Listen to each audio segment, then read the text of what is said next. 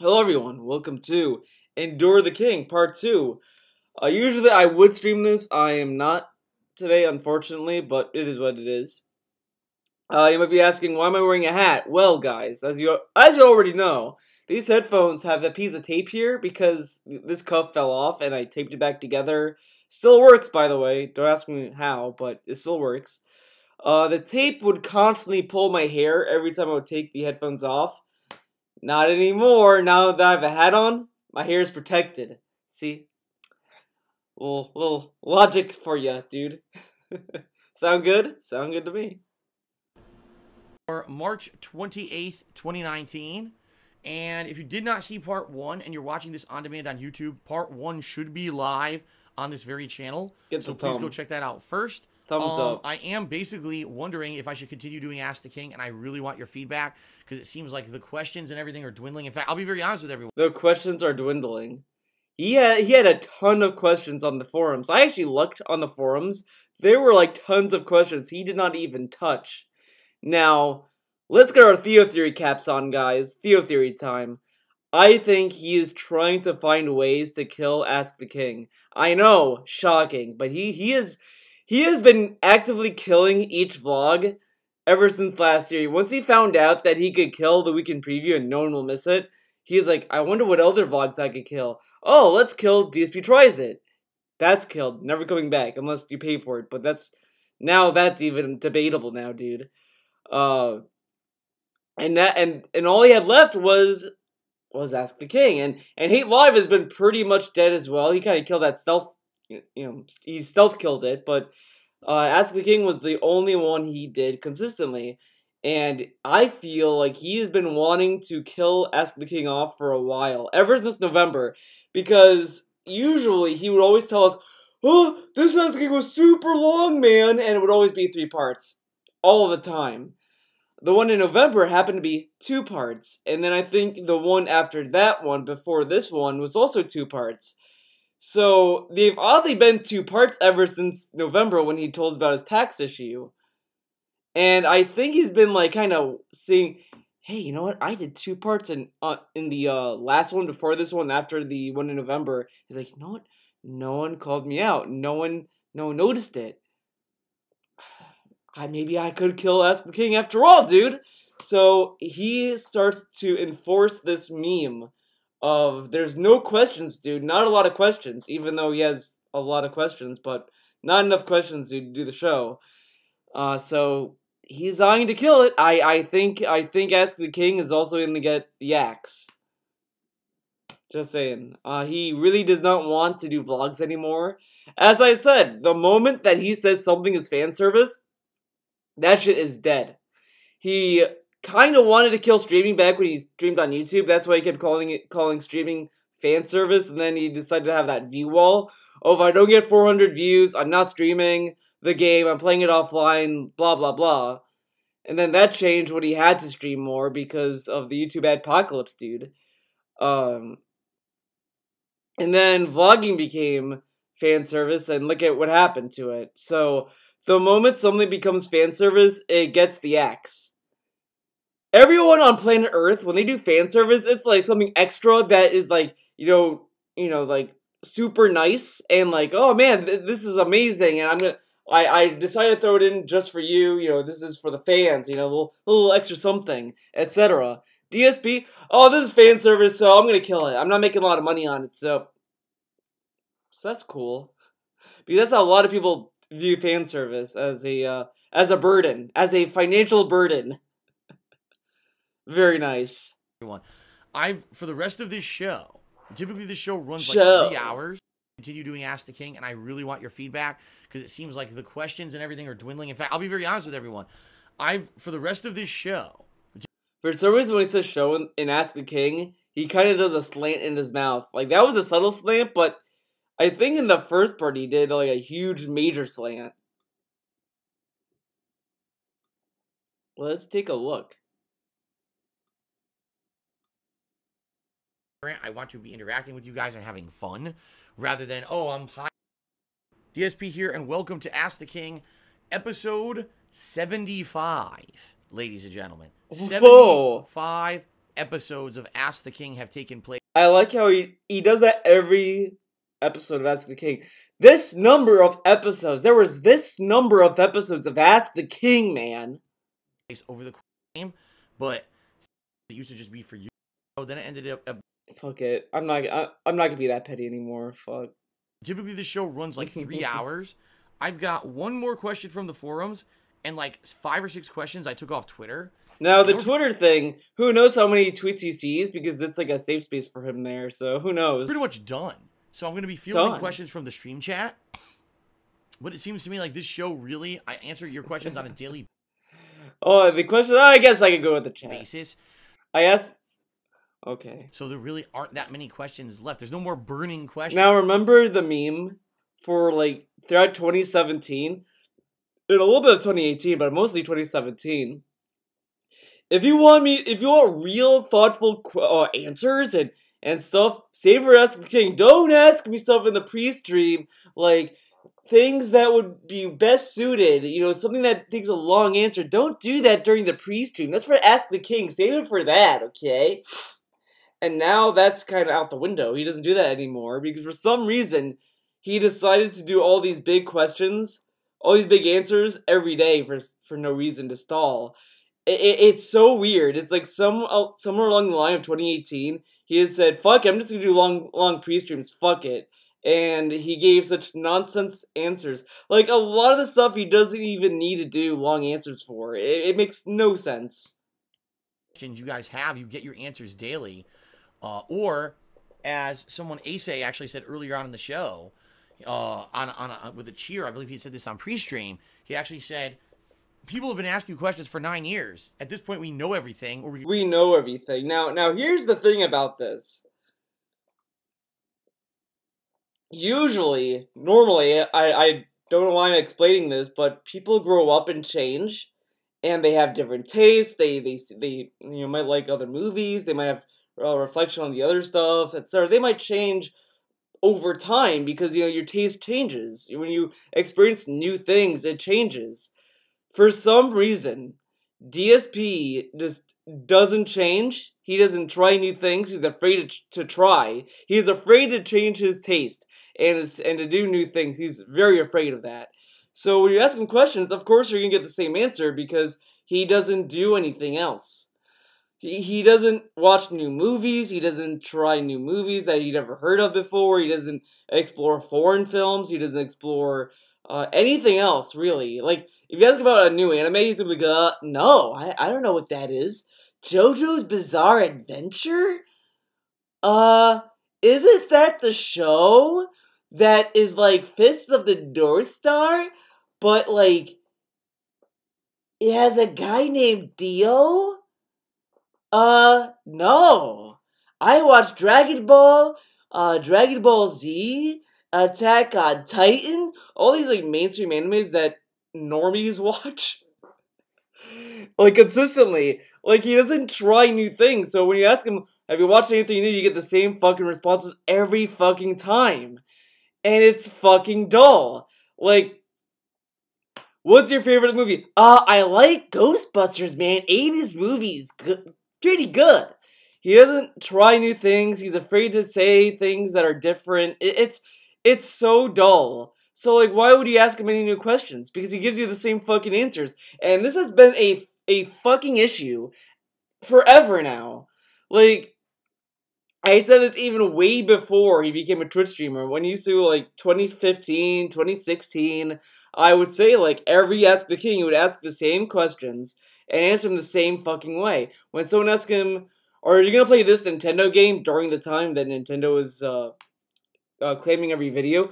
No, I can't play, Nintendo games. They steal my ad revenue. It has to be financially sound that I'll play this game like a patron's choice, dude.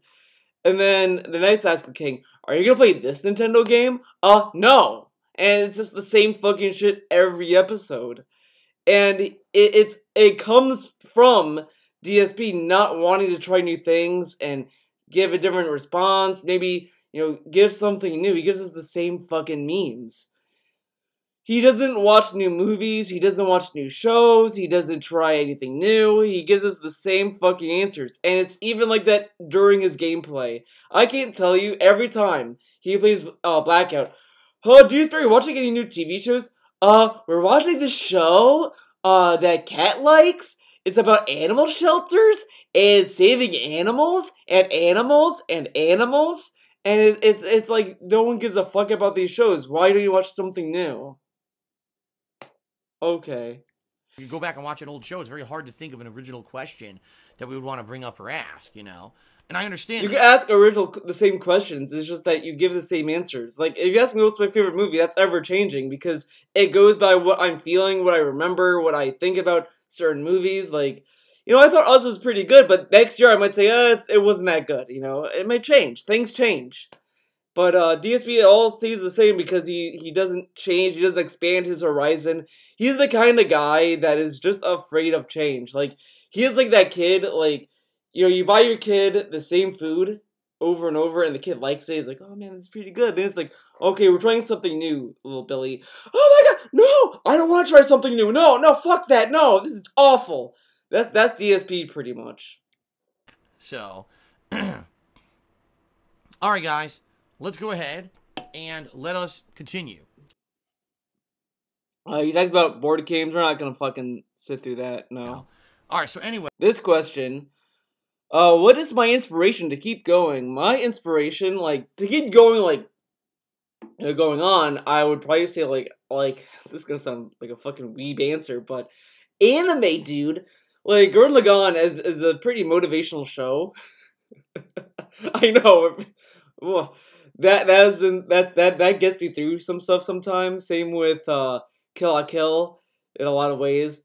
That stuff kind of cheers me up. But also, this is also like I guess kind of a meme answer. But Cleo, I know. But sometimes I would stay up all night thinking about shit, and I might be stressing out or whatever. And then I just think of Cleo, and it's just, it kind of mellows me out. I get relaxed every time I think about Cleo the rabbit. Cleo the bun. Cleo is the Zen. She is Zen, dude. Okay, you don't understand. You don't understand what I'm talking about. You don't know Cleo. Okay, sound good? There's that. But as far as content creation goes, I've been looking into like inspiration in the Big Dog streams from Frank Howley, and that's also like motivational as well and inspirational in terms of like because they talk about a lot of stuff that they deal with as well. Like, one of the things that they said is that you just have to keep trying at things and don't be nervous. You know, be confident when you do a stream. Just do whatever. Don't think about what other people are doing. Oh, are they enjoying it? You know, it's not about that. It's about you enjoying what you're doing. Are you happy streaming? Do you like doing what you're doing, etc.? Because that's kind of what gets people to get invested in what you're doing instead of just sitting there like, oh, I don't know, man. Oh, man, is people gonna like this? And in a way, I guess I could wrap this to DSP, is that I think that's what the issue with DSP is. He is so nervous of how the viewer views his content that I think it's a detriment to his streams.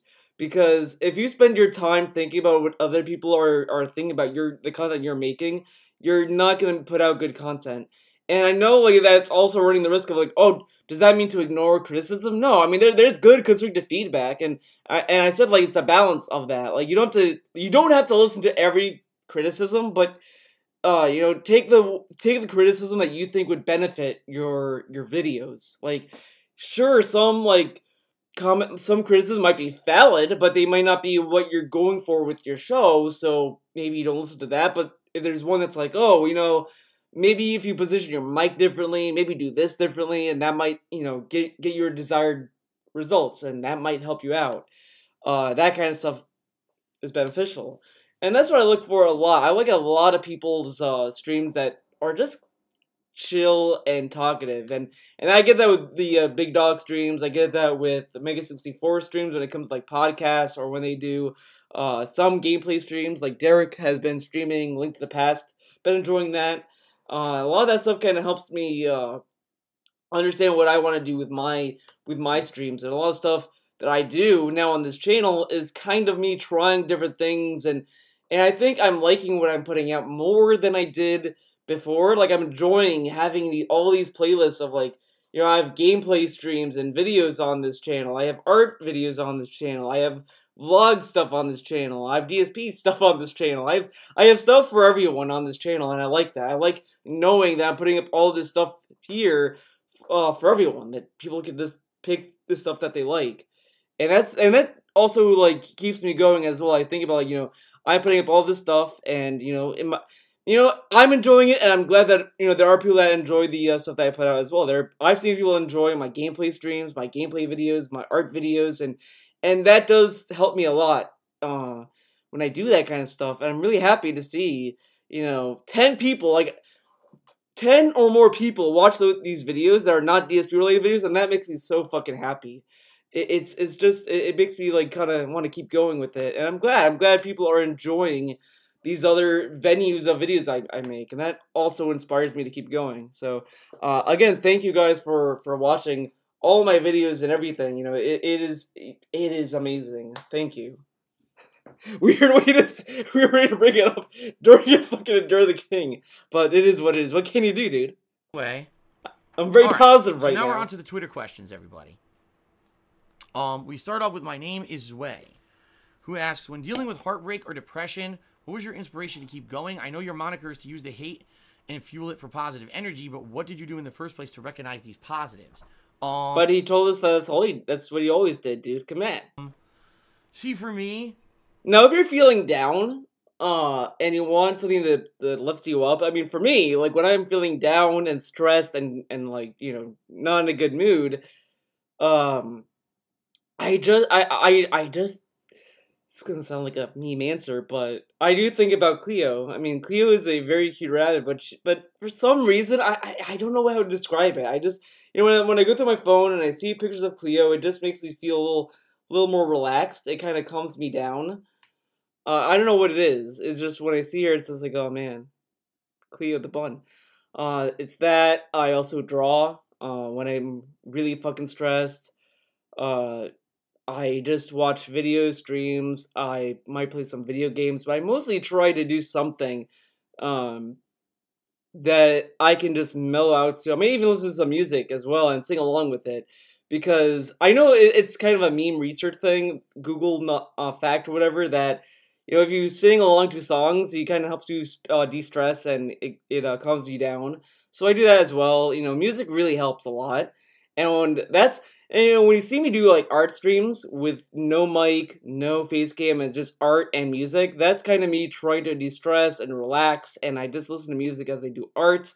That's kind of why I do the streams, by the way. I know that's kind of self-explanatory. I do talk in chat when I do those streams, but those are just me trying to, like, kind of relax and unwind from, you know, me thinking about all these, like, you know, important stuff. It's like, okay, I need to moderate some stuff down. I need to relax, do this, then I'm gonna move on to do other stuff. So it's that kind of shit. I'm the kind of person that, like, I really am 100% the kind of person that when I get told something, you must do that, you must abide by. No, this is dumb advice, honestly. I kind of think it's bad advice to listen to this. You know, you did that wrong, do it this way, do it right. You must justify to me that is the case, and show me the light and say, look how childish this is. So, the guy asked, literally, how do you get through, like, stress and all this other stuff? And he gives us this, which has no strong correlation to what the question is. And all it does is sounds like he makes himself sound like a child. Like, yeah, you know, you're not gonna love when people tell you what to do. I mean, no one likes know-it-alls. Oh my fucking god, this printer keeps going off randomly now. I don't know what the fuck is going on with it. It's a piece of shit. It's a piece of shit, dude. But anyways, it's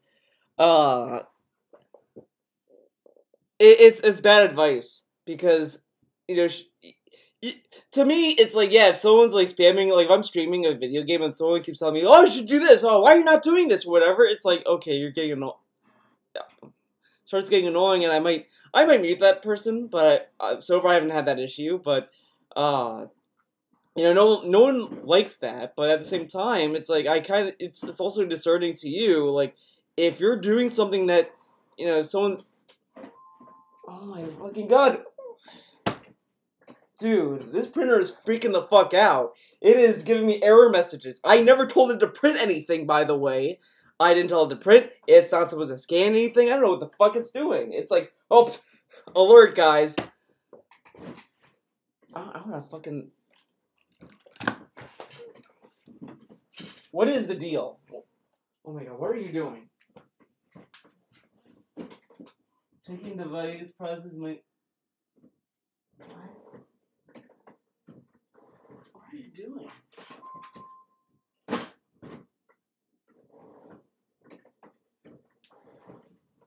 my god. This printer is possessed. I think a ghost is living inside that printer. I don't know what the fuck it's doing. It started to do this randomly. Is it... Oh my god. Fucking relax. Ugh. A fucking fan of printer, dude. Hey, this is why. Okay, and if you show me the light and I understand, okay, but there's been many, many times in my life, you're not good enough, you'll never succeed, you're doing stuff wrong, So I'm sorry if you're hearing the printer. I don't know what the fuck it's doing. I never told it to do anything, by the way. It's just doing shit. I don't know why. I don't know why. The driver is not on my dock, so I don't know what the fuck it's doing. So I'm sorry if you're hearing it. I'm sorry. I apologize.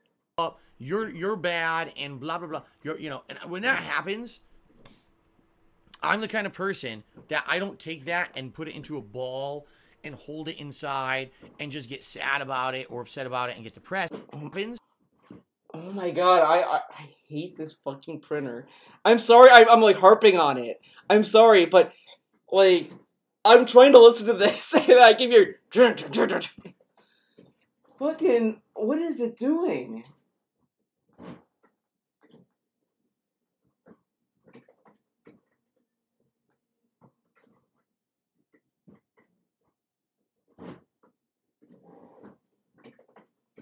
And I can't turn it off, by the way, because it tells me to not turn it off while it's doing whatever it's fucking doing. So, I don't know what to do. This is a great video, by the way. I'm the kind of person that I don't take that and put it into a ball and hold it up. You're bad and blah blah blah. And when that happens, I'm the kind of person that I don't take that and put it into a ball and hold it inside and just get sad about it or upset about it and get depressed. I use that to fuel me. I get angry. He gets angry when people give him advice. Now, the thing about this is that what is more annoying? Like, because as I was trying to say earlier, is that if someone's giving you like modest advice, like honest advice or suggestions, that's fine. To me, I get that too. I get like honest suggestions, so that's fine. Oh my god. Hold on, I want to read this fucking message because there's a message right there. I want to see what it's telling me. To avoid damage, use the on button to shut down. Do not use the power strip or wall strip to shut down. Really? Really? Dude, okay. So, yesterday, or was it? No, the day before yesterday, we had like a freak fucking power outage that would go on and off, on and off, on and off. I guess that fucked up the printer. And the printer has been trying to tell a human that, oh, it didn't turn off properly, and no one hit okay, I guess. So it was freaking the fuck out, because it's like, oh man, we didn't shut down properly. So that's all it was. I fucking hate technology. Except for the things that work. Working technology is the best technology. God damn. I legitimately get angry when that kind of stuff So happens. he gets angry when people give him advice, be it useful or not useful. Like, I mean, sure, if someone is like talking down to you about it, like, oh, you like, you use a Mac to do computer stuff? Oh, you should get a PC. And it's like, I never asked for that. Or like, no, that's a bad example. Here's one. So you're playing a game, right? And you're like trying to learning a mechanic or something, and you never ask the chat for help. You never ask the chat. And the chat's like, oh my god, Theo, you need to do this right now. I can't believe you're not doing it. You need to do this right now. It's very helpful. And it's like, I didn't ask for your help. I'm just trying to play. Now if it's like, hey, Theo, you should try to, I don't know. I don't know. I don't know what it is. I guess it depends on the context. Because there are times where people try to like talk down to people and try to help them, and they think that they're like God's gift to the earth about it. There are people that are like that. I used to be like that when I was a kid, when I was like 12, 13. I used to talk like that a lot, and I look back at it and I fucking hate myself for doing that, because it's, no one needs to hear that.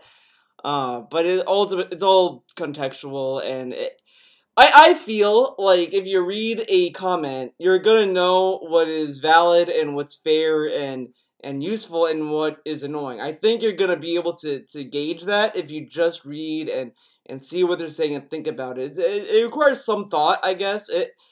I don't know. I feel like it's something that you kind of have to pick up as you go. It's very hard for me to describe. So I'm sorry if I described it badly. I did not mean it negatively. It's just, it all depends on where you read the comment, what you're reading, etc., etc. I hope that makes sense. I'm sorry if it doesn't. And then I basically say, okay, what I'm gonna do now is I'm gonna take all that shit that I just ate, The thing is that honestly, the takeaway is I wouldn't be upset. Like if someone is like trying to talk, like, whatever, tell me that I'm doing something wrong, I wouldn't be upset about that. I might be annoyed, but I wouldn't be upset. It's just like, I would talk to the person, because that's honestly what it is. If someone's telling you, oh, you should do this, you're doing it wrong, I would say, well, the point of the show is to do this. That's why I do it this way. And if they say, well, yeah, but if you do it this way, it might improve the show or whatever, you kind of have to have a conversation. DSP does not want to have a conversation. He wants to talk to you, but you don't talk to him. The only way you can talk to him is if you suck his dick. That's it. That's all he wants. Heard for so long. And I'm going to use that to fuel myself to now be successful or get past what they told me I couldn't do. Let me tell you guys, with competitive Street Fighter, this is one of the things in my life. People used to tell me, you're good, but you'll never be great. You're never going to win a tournament. You're never going to be top. You're never going to do any of that. You're not good enough. And the truth of the matter was, when I was younger, I didn't have a lot of time to play, like maybe once or twice. I didn't have time to play, but he told us like many times that he played at the arcades a lot. But okay. I would have time to go play with my friends and practice, and then I would go to a tournament and I would do okay, but then I would lose. People were like, haha, see, you said you're so good online, and then you come here and you fail. I'm like, well, I lost because... Now, I like this. This is kind of like a humble brag, I guess. He's pretty much saying, well, I had a life. That's why I didn't get good, guys. I could have wasted my time playing video games, but I have friends, and I decided to hang out with friends and have a life. But, like, every time he talks about fighting games, he's like, I am the best! I know what I'm talking about when it comes to Super Turbo. I know that game. And then when it's like, so you say you're so good, but you never was on top. Well, that was because I had a life. What a great victory lap. That's kind of how Sour Grapes works. you want to work for something, you couldn't get it, so you say, well, I had a life, that's why I couldn't get it. And you make yourself feel better about that, because you couldn't be number one, dude. That's like me saying, well, my art sucks, but, that's because I had a life. That's why I never honed it, dude. Come on. I saw 3 different things here in person in the tournament that I'd never even come up against ever back in Connecticut where I play, and I couldn't adapt on the fly. Now that's bullshit, because he also told us that every time he plays Super Turbo, that's not how the matchup works. That's not how the match works for every single character. He has been a know-it-all about Super Turbo forever, and he has us believe that he's like, I didn't see this stuff, I don't know. Then what is this? Oh, this is not how the matchup would work. Not in tournament setting. No, this is not how it would work. And yet he tells us that he doesn't know how things work. Okay. Fly. Maybe if I had more time to travel and more time to practice. By the way, this was about how to inspire, how to find inspiration, and he's giving us these excuses. Great answer, Dark. I would have done better. But basically, it was always people kind of saying, "Ha, you'll never do well." And for years and years, I kind of used that as my motivation. That finally, in the mid 2000s, when I was independent enough to be able to do what I wanted, oh my God, and finally I could travel whenever I wanted, that I traveled enough and saw enough and played enough to get the experience under my belt, to place at EVO, to win multiple tournaments, and to become a known person in the fighting. Now, this is also kind of like a fucking generic story. It feels like the Karate Kid or whatever the fuck, whatever movie where the main character is like, I'm a badass, man, yeah. Then he gets beat up in the first act of the movie or show or whatever. He gets beat up badly, and it was like, oh, see, you're a piece of shit. The main character goes home, he trains, and then he comes back and he gets on top, dude. This is a fucking meme. I kind of don't believe DSP Live is a fucking anime, dude. Come on. Community, despite the fact there were still people. I mean, look how memey this is. Memey this is. Oh, I was brought down and people looked down at me and told me I was nothing. I persevered, man. This is so fucking cliche. It feels like a fucking soap opera. Results and everything would say a Saturday morning cartoon, dude. Aren't good. Here's an excuse why that win doesn't count. Here's an excuse why this placing doesn't count. You know. And this is coming from Mr. This isn't the game speed.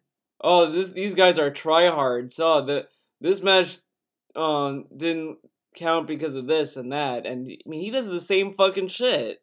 But I always use that as a way to motivate me. Now you're right. I could have been the kind of person that I just took that. I said, I'll never win. No matter, even when I win, I lose. Because even when I win, I still don't get mainstream recognition because people still hate on me. Now, again, the guy also pretty much asked, what does he do besides using the hate to fuel him? And we sat through him talking about how the hate fuels him. Yeah. Good answer, Dark. You answered the question. But I kind of didn't. Instead, I turned that into more motivation to just keep going. This isn't how I was able, for about a 3-year span, I was one of the top players in the forgot the question. No matter what version was out there, whether it was PS1 or Xbox 360 or PS2 or whatever version of the game you want to talk about, I was tops at those games for about 3+ years because of that motivation that I gave myself. Okay, today, in the modern era, when you're talking about my YouTube and now my Twitch streaming presence, are you kidding me? You know how many people out there are against me? You know how many people have made it a meme and a virally popular thing to hate on DSP and make fun of DSP? Yeah, it's a meme, dude. But I'm still here. I agree. He's still here. I didn't fucking go anywhere, right? I'm still here. I still have a following. People still tell me on a daily basis that what I do is worthwhile. So all those years that people told me you're doing it wrong and this and that and you suck and you should just go away. Is that why you have to beg your fans to pay your taxes? Is that why you can't do YouTube anymore? Is that why you overdrafted your bank account? You can't pay your bills because you're successful and you're still here? Yeah, I agree. And and then people just literally making shit up about me, insulting me. I could have given up, but instead, again, I use that. I say, if I give up, if today I quit, and I say, This also kind of throws a wrench at his I suffer from depression video he did last year. Because if he was really depressed, he would still have trouble with his, I don't know. I know I'm not even gonna touch it. I kind of lost my train of thought with it. Whoops. This is it. I can't take it anymore. Oh, by the way, I forgot to update total tips, didn't I? Oh no, I did. Never mind. I did. That's what he really cares about. Money. I'd thrown in the towel. I can't do it anymore. It's too much harassment. It's too much stress or whatever. I honestly feel that basically number one, am proving the haters right, and number two, Now, I'm surprised no one caught this. Too much stress or whatever. I honestly feel that basically number one, am proving the haters right. He's proving us right. He is proving us right. He feels that way. He feels that he's proving the haters right. And number two, I'm letting down all those people who over these years have come out and supported me in droves and so much support and strength and everything. You know what I mean? Like, I use the positives that I have as motivation from all the negative assholes who say I can't succeed to still be here. Because I don't. So, how do you feel? How do you get yourself from not being depressed? I look at the positives, man. That's great advice. Yeah, I can look at the positives too, and still feel like shit. I mean, it is what it is. I would never want to say, well, if you guys finally got me off the internet, you got me to quit, you fucked with me so hard that I'm out of here. I can't take it anymore. I don't ever want to get to that point. I want it to be that the day when I decide I don't want to do gameplay streaming and stuff like this anymore, it's my active decision for various... No, what's dumb about this? Well, one, it's obviously going to be his decision. I mean, what can he do? I mean, honestly, how can the haters get him to stop doing gameplay streams? He's not gonna get banned from Twitch. Twitch loves him. Loves the money, I mean. But Twitch won't do shit. YouTube will still host his. I mean, YouTube allowed him to finesse the AdSense system somehow. I don't know how, but it is what it is. And then, but then this meme here is that like he let's say that we get him off Twitch or whatever. He's gonna twist that to his decision. Oh well, it seems like that Twitch is toxic.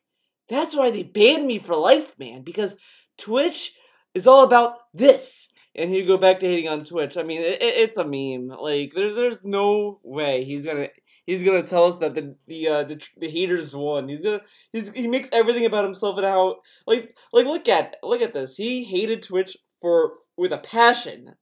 He went back to Twitch, and instead of saying he went back to Twitch because he was desperate for money, oh, I went back to Twitch because you guys want me to, and it was amazing, and blah blah blah. And he made it into a positive. He forced it in.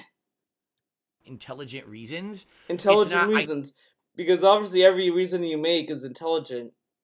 No one makes bad decisions, apparently. Whatever decision you make is intelligent. Tell yourself that. If you decide to do something and it was bad, it wasn't dumb, it was intelligent, okay? Like, if you decide to eat nothing but candy instead of eating healthy, that's intelligent, dude.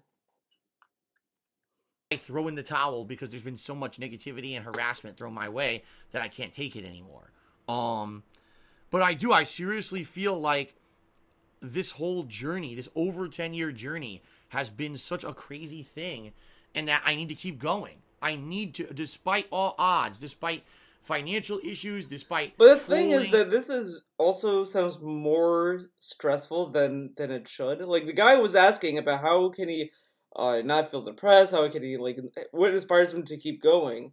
And it's like, well, all this stuff that I have to keep in mind, and it sounds more pressure than what he was asking. So the guy should just think about, I need to do this. It just sounds like a guy who never suffered depression giving tips on how to not be depressed.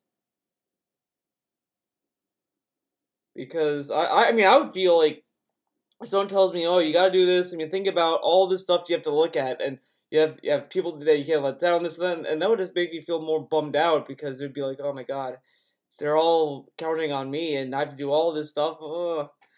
I mean, it's not the best advice. I mean, I get what he's trying to say, but it's just kind of... I don't think it would work 100% of the time, if you ask me. And actual legitimate harassment against me on a daily basis, I need to just keep fighting and keep going because it inspires people.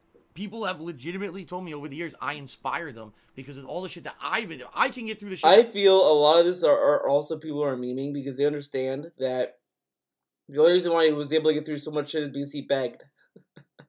I feel like I'm trying to think about these posts like, Phil, I saw you get through the AdSense nonsense and getting kicked out of Curse, and that inspired me to be a stronger, positive individual. You fuel me, Phil, Darks Fidel. And it just feels like a meme. Because all of those instances, he literally cried and begged for money. It got money, so I guess begging is very inspirational. I've been through, they can get through the shit that they're going through. Okay? So he's pretty much telling him, watch my stuff. I'm inspirational. I'm your inspiration, dude. That's what he's pretty much saying. That's what I need to do, you know? That's just what I need to do. I need to focus and keep the course. And what I got to do, I got to keep going, you know? And that's kind of what I use as my motivation. But how do you... But what if you don't see the end? If you don't see an end? And it's just ongoing, and it just feels ongoing forever and ever and ever. I mean... his way, you know, like, despite the fact that there's all these negatives, I still try to say there's still tons of positives. I never would have met Kat and been with Kat if it weren't for the shit that I've been through over the years. So he should be thanking us. We play matchmaker, dude. We are his Tinder. Dude, guys, we should go into the date app business. We got 2 soulmates together. You're welcome, Phil. You're welcome. You know, there's a lot of positive things that come out of all the negatives, so. All right, Dope Soap Cheered, he says, did you know Ninja was a pro Halo player before Fortnite? He actually averaged thousands of viewers as well. I knew that he had a following. How do you know how did you know that? I thought you don't watch other streamers. Whoops. For Fortnite, absolutely. But I knew that. Wait. Did you know Ninja was a pro Halo player before Fortnite? He actually averaged thousands of viewers as well. I knew that he had a following before Fortnite, absolutely. But I knew that he never really broke out. He never really broke out. What's breaking out for Darks Fidel? Let's think about that. What does breaking out mean to him? He never became the popular guy. He was just known as one of those guys that does that kind of stuff. And then when Fortnite came out, boom, he exploded. So, forearm Joker. And the thing is that kind of unintentionally made, like, fuck. Doesn't make sense, I guess is the word. Is that he's like, well, broke out, he didn't break out, and this, that.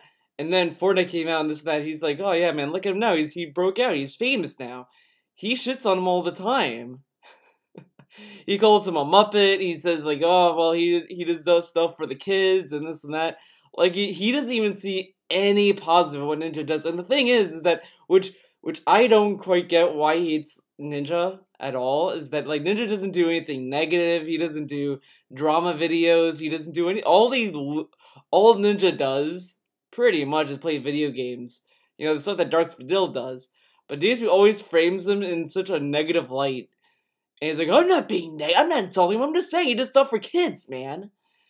And he says that in a negative light, though. It has a negative connotation. He's like, oh, he does it to please the kiddies, man. And it's like, so kids can't have entertainment too? You see that? You see how weird that is? Like, he shits on Ninja for making videos that kids can enjoy. It's like, kids are not allowed to have content, I guess. Twitch is supposed to be for adults. How dare Ninja make videos that kids can also enjoy? They should not be allowed on the internet. They should not be allowed to watch Twitch streams. That's stupid. Okay.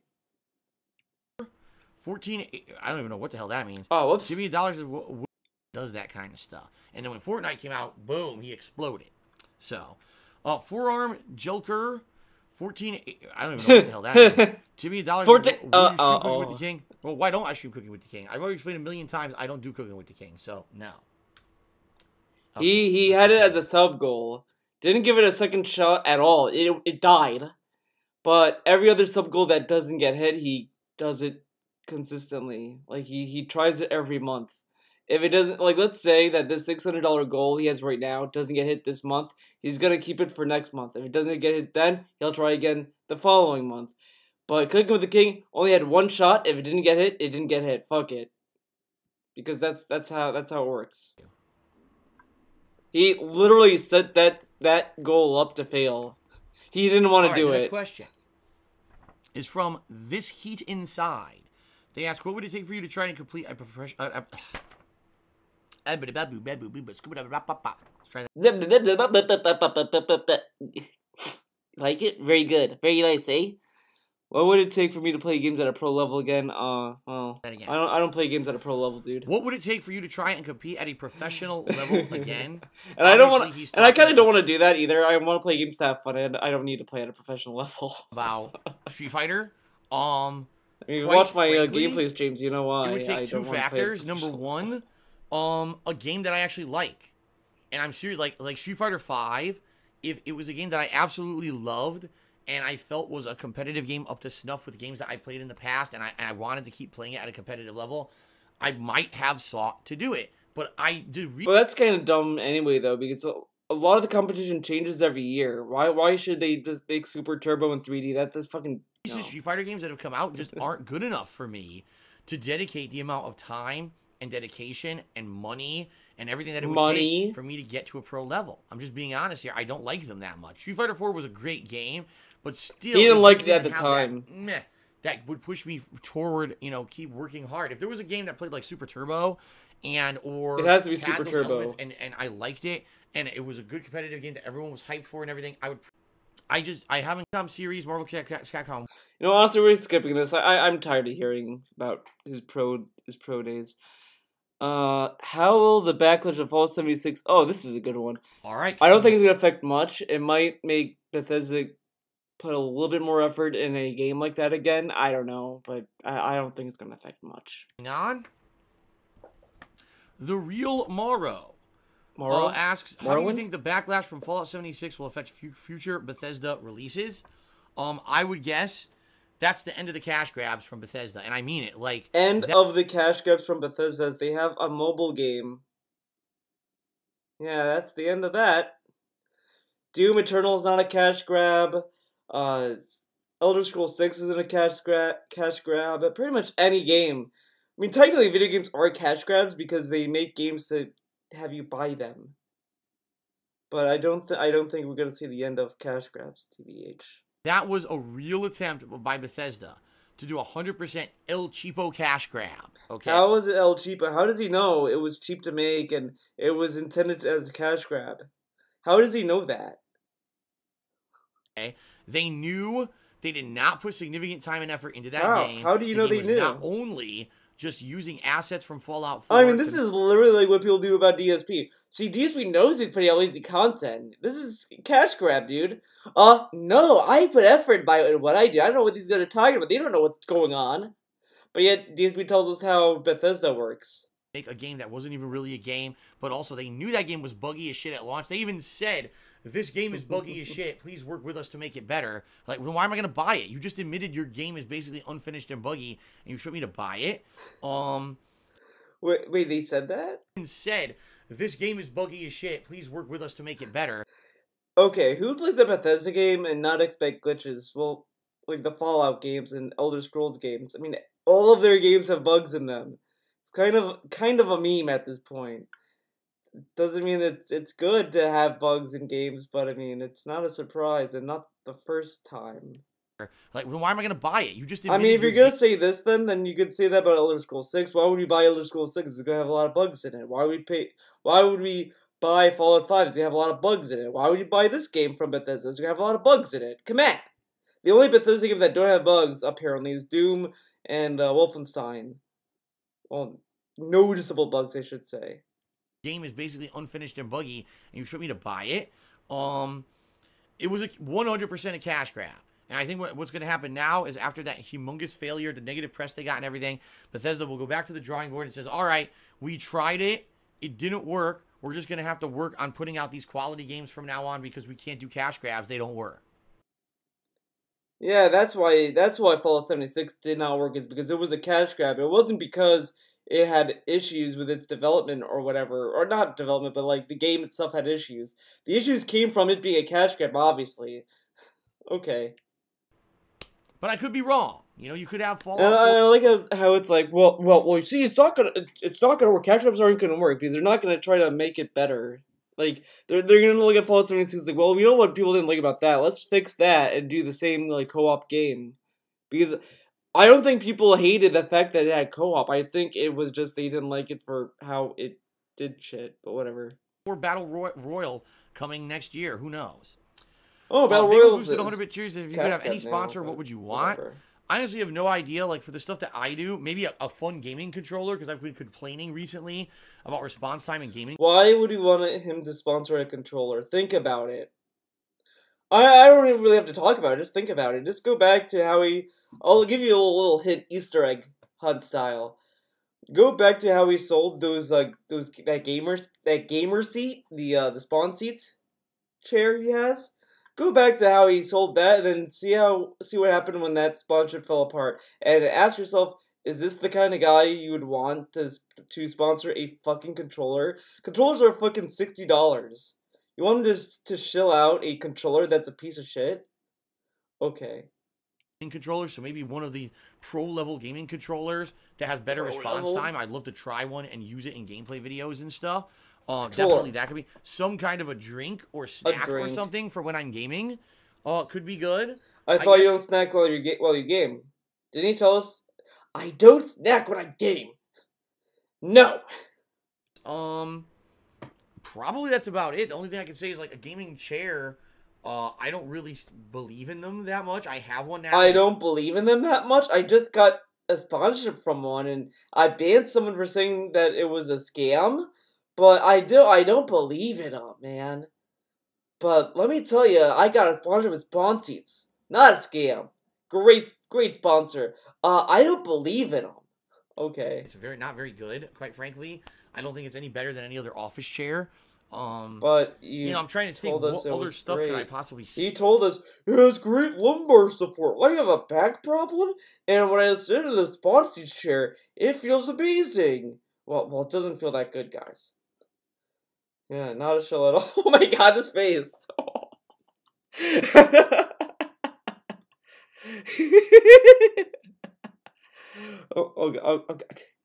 God damn it. What the fuck? This slid. Oh my god. There's a lot of gunk here, dude. You know? A lot of gunk on this. So, I don't know. Whatever, at least you got the good... Kill Bill 216 Charity says, watching your Assassin's Creed Odyssey playthrough on part 33, loving it. Did you play the DLC? No, I did not play any DLCs for Odyssey, but I did love that game. He loves the game so much he didn't want to touch the DLC, dude. He loved the game, that's why he was moaning about, oh, it's not over. When will it end? Magic Player tipped me $1 and says, two-part question. What did you think of Donkey Kong? How often do you think of Donkey Kong? Oh, all the time, constantly. No. I thought Donkey Kong Country 1 and 2 were great games. Very challenging, very grueling, and very much old school. Thank God you could do saves. Oh, a game from the 80s is old school? Whoa, I would never have guessed. States, but I did enjoy them. Okay? And they got for save states, dude. Donkey Kong Country 3 in the near future. I was able to save scum. Alright, what I'd like to do now... Easy to eat. ...is give some shout-outs. We're not doing that. Let's see. When did I become the king of hate? Well... Let's see how it begins. It's from Fantastic Max. I never became the king of hate, so I can't answer that question. The king of hate. It was the early 2000s. Became global. Shame they don't even exist anymore. I don't want to listen to this. It's gonna be, oh man. I think he talks about some fucking thing about top players, and I don't know much about that. Tevin did a better job talking about that than me. Than what I could do. What are some of my favorite books ever? Oh my god, over my life. I like God Hates Us All, but I mean that was the only one I kind of read. Continuing on, Master Saru says, let's talk books. What are some of your favorite books that you've read throughout your life? Have you read books like The Outsiders and Lord of the Flies? Oh yeah, I saw the movie Lord of the Flies, but I think I bet the book is pretty good. I was in a Saturday morning detention at one point, and I started reading Lord of the Flies. It was pretty good. I actually liked the beginning of it. Then I kind of dropped it and never went back to it. Whoops. Absolutely did.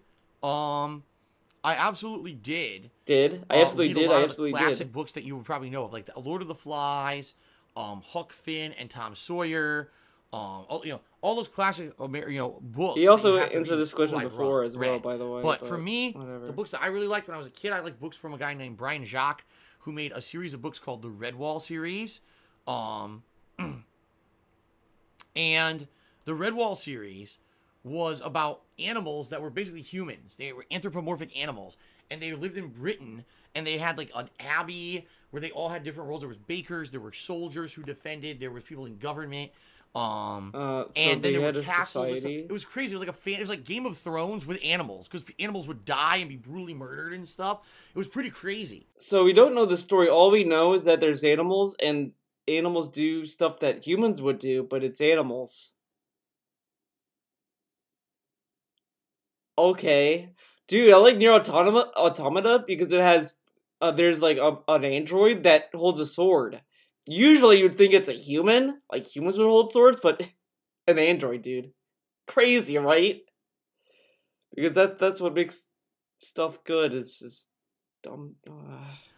So I really liked that series when I was a kid. But like, Then when I why? started getting older- What is there to like about it? All he said was it had animals in it and they do stuff. I mean, that's pretty much the setting. He didn't tell us the story. Like, was the story good? Was the story deep? Was it emotional? Was it philosophical?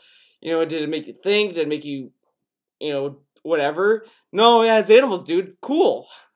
This is why I just don't think he has taste in anything. And he calls himself a movie buff. And I guarantee he would be so confused about 2001 Space Odyssey, which is a meme for me to say, but okay. Annihilation. He probably doesn't understand. He probably wouldn't understand that movie, even though that movie's whatever.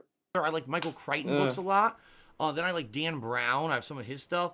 And then of course George R.R. Martin. I started reading George Game of R.R. Thrones, Martin, but I haven't read anything in a million years. I don't know. I don't know about him, man. I don't think it's doing anything. Okay. And the last real question that we have here is from, how the hell do you say that name? Utzedi Butzi? Anyway. What is his question? Can I answer it? Neo or Sekiro? Which is better?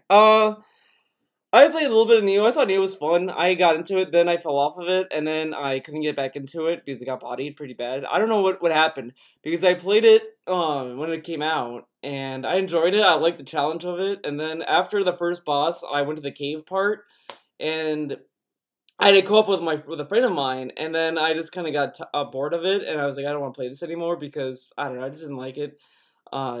Playing with him, and then I dropped it and played other games, and then I tried to go back to it a few weeks ago, and I just couldn't get back into it.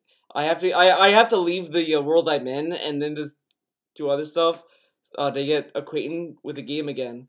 But I just don't feel like doing it, so I can't say much about Neo, unfortunately, even though I kind of like the style. But so far, I'm liking Sekiro. I do like the parry system. It's a lot of fun to do that. I like the challenge. It's kind of a fun little intensity with it. It feels intense in a lot of ways and smart, but I can't even give you a good impression on that because I didn't make it to a first boss yet. But I like it. I like what I'm playing so far. I'll have to wait and see when I go against a boss and see how well I do. I like the system though. I like how forgiving it is. So I like that. They ask Neo or Sekiro. Your opinion. For me. I like the combat engine of Neo way more than Sekiro. Here's why. Neo is based on standard combat from a game. Your goal is to hit the enemy enough till they die. Okay? That's the goal in Neo.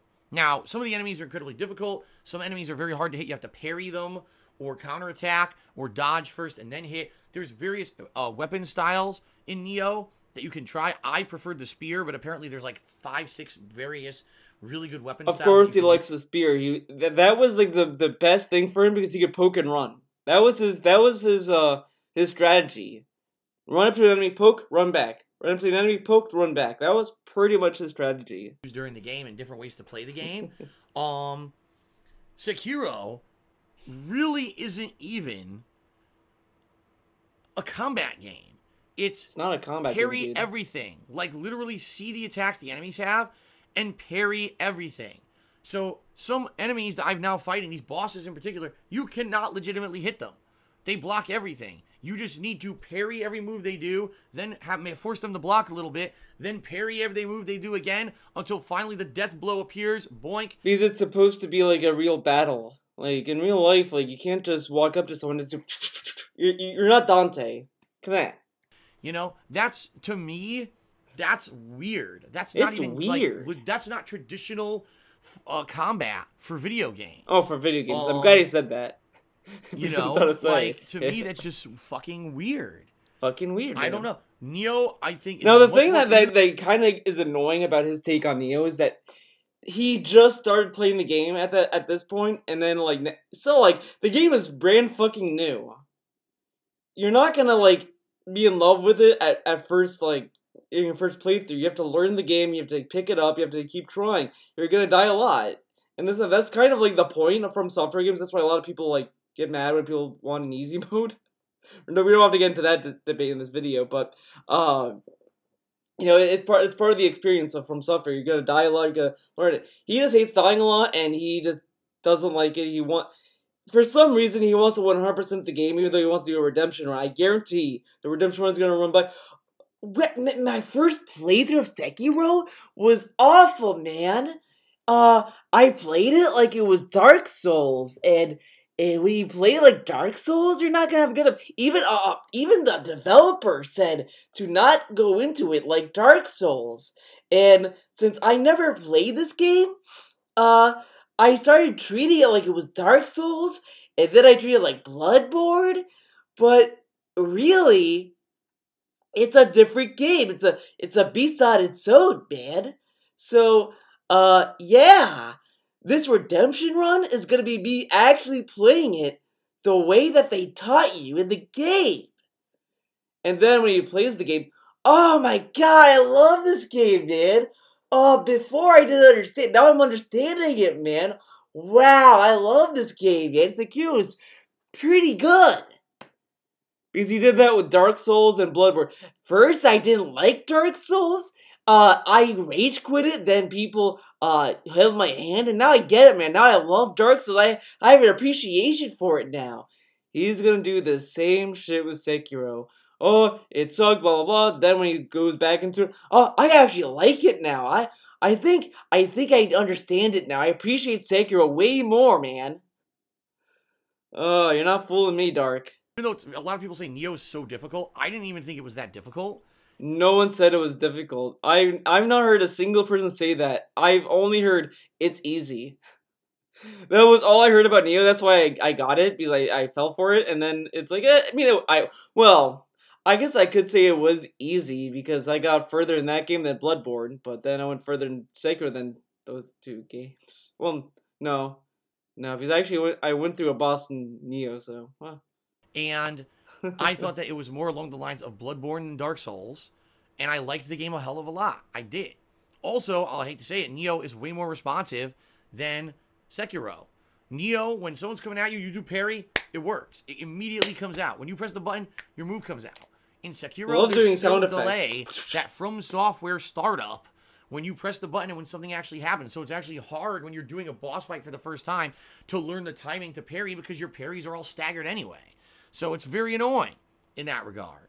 I'm not saying Sekiro is a bad game at all. The more I'm playing it, it's growing on me and I'm learning the combat engine. I'm just saying I like traditional combat engines way more than the one in Sekiro. Combat engines. Okay. Let's see here. Super Dragon tipped $1. He says, if you need donations, what you could do is have people suggest games to play on your forums, then have the donation incentives where the winners force you to play the games, since everyone wants to see you play different games. Good suggestion.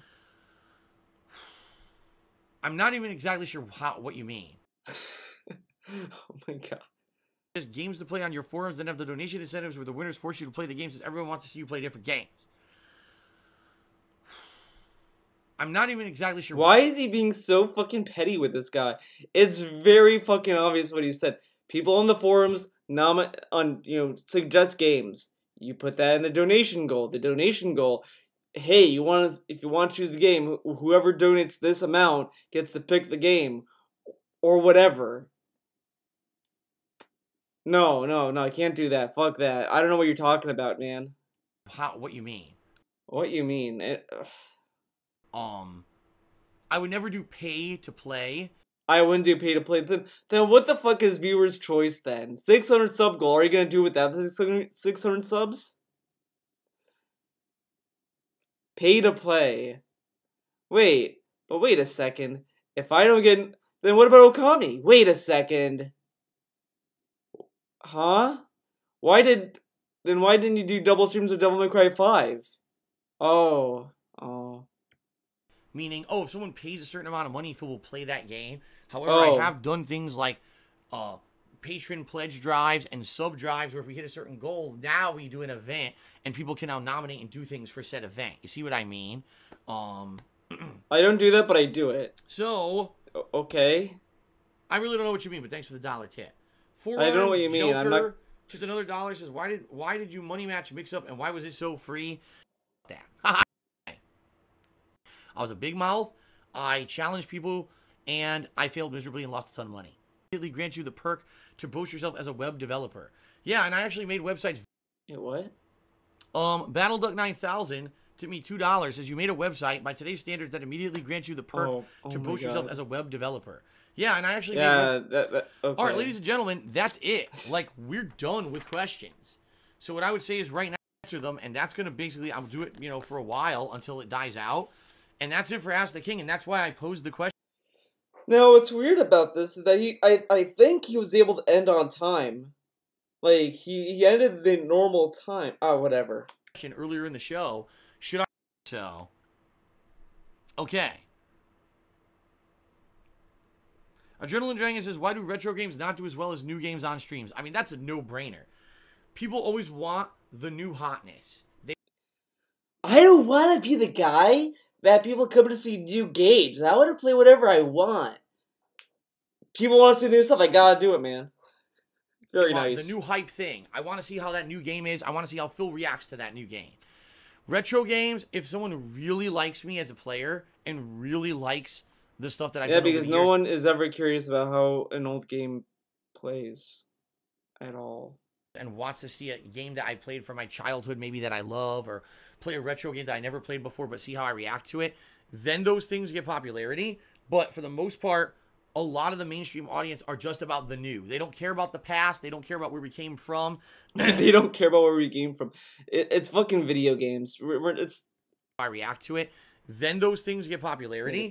But for the most part, a lot of the mainstream audience are just about the new. They don't care about the past. They don't care about where we came from. It's video games. We're not a fucking species. We're not a family of settlers that they don't care about where we came from. They don't care about the roots, man. They only care about where we're going. And I hate to say it, but yeah, sadly, when I play a lot of retro games, for example... that's why the Resident Evil 1 remake didn't sell very well, apparently, because no one cares about the old games. Okay. You know, playing Super Mario RPG. Is that why people were upset about the Virtual Console not being on the Switch, because they care about the new games?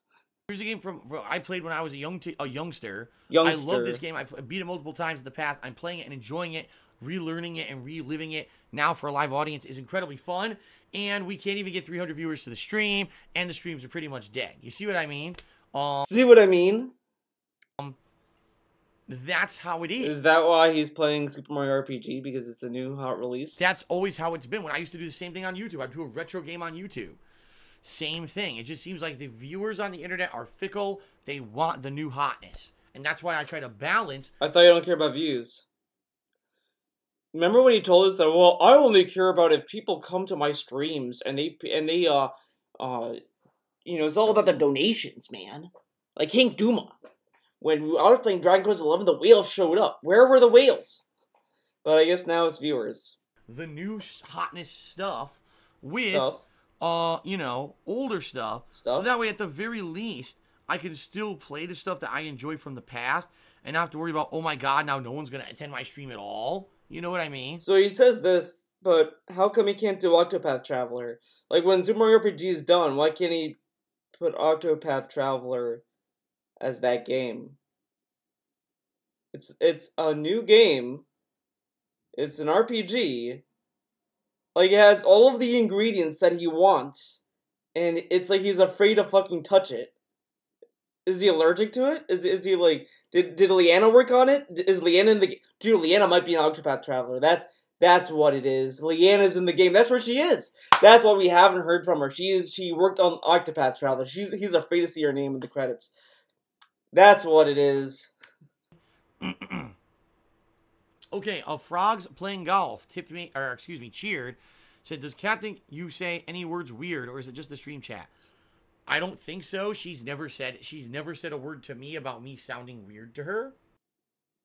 So, no, I guess I could bring this up. Okay, so my mom is she was born and raised in Greece. She migrated here, obviously.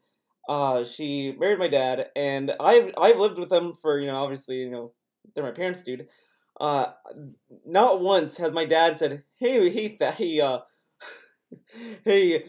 Theo's mom, you say this word funny.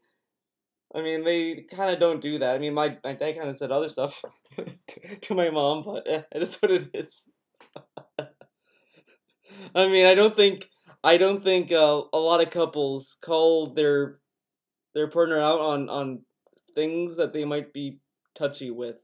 I mean, I don't know, but Kat also doesn't really talk either, so who knows? I guess that would be a question I have to ask her, but she's never brought it up. That Anonymous Charity said, what hope is there for Dean Ambrose if he does leave WWE? First of all, he's asked quite AEW. Don't care about WWE. Miguelo just says, they just announced Borderlands 3. I am aware of that. And he says, am I interested in playing it? Yes, I am. If and when we get concrete information on when it's released, I would consider it and doing co-op with it. Okay? Okay. Let's see here. I thought co-op games suck and they're a cash grab. Why do you want to do Borderlands 3 with co-op? Oh. Dope Soap Cheer says, do you think you'll ever have enough time? I like how he's giving these like very speedy responses. I thought Ask the King is when he gives thoughtful answers. Does that mean that he scripts his answers before the show? To do more social things like making friends and attending events? I have no idea. Right now, I can tell you I don't have time. No time. If things ever turn around, fans and stuff, we're all money hand over fist back then. Hodor Targ cheered. He says, why don't you do something like crowdfunding for DSP Tries It? Make sure you get money beforehand and make some profit on it. I literally grew He literally did that with the sub goals. up watching these OG shows, and I hate to see them go away.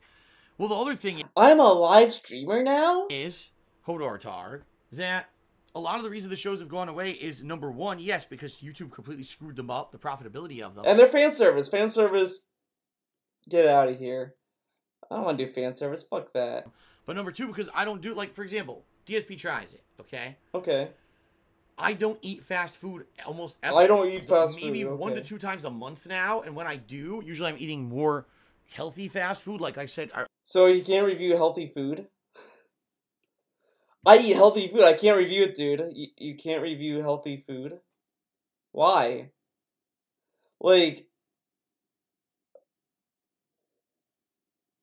I don't know. Earlier on the show, Baja Fresh. And remember when he was so petty? Like, he was so insecure that people were like, oh, all you eat is fast food. He got a salad intentionally and then said the salad made him sick.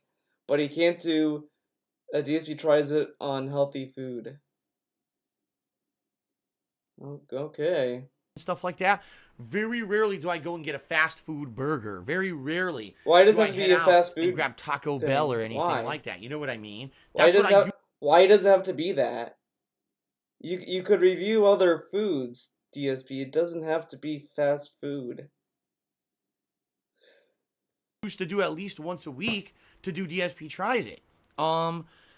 And it doesn't have to be once a week either. I don't know why, like, DSP Tries It is, like, has such dumb fucking restrictions. Like, why? Why can't he review healthy food?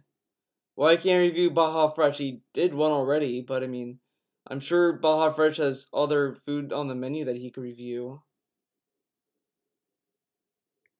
And that's how I'm losing weight. That's how I'm getting healthier. You know what it is? I guarantee it's this. Because he could be going to these restaurants that are healthy and they might be like a little expensive, and people could just price match the food he gets. I guess I don't know. Is by cutting that crap out it has to be fast food. Apparently, I'm getting older now. I'm about to be 37 years old in a little over a week, and I can't be doing that kind of shit anymore. You know what I mean? So. But he gets these food like once a month or whatever. He can't do DSP Tries It once a month or twice a month. But he could Ask the King twice a month, but not DSP Tries It.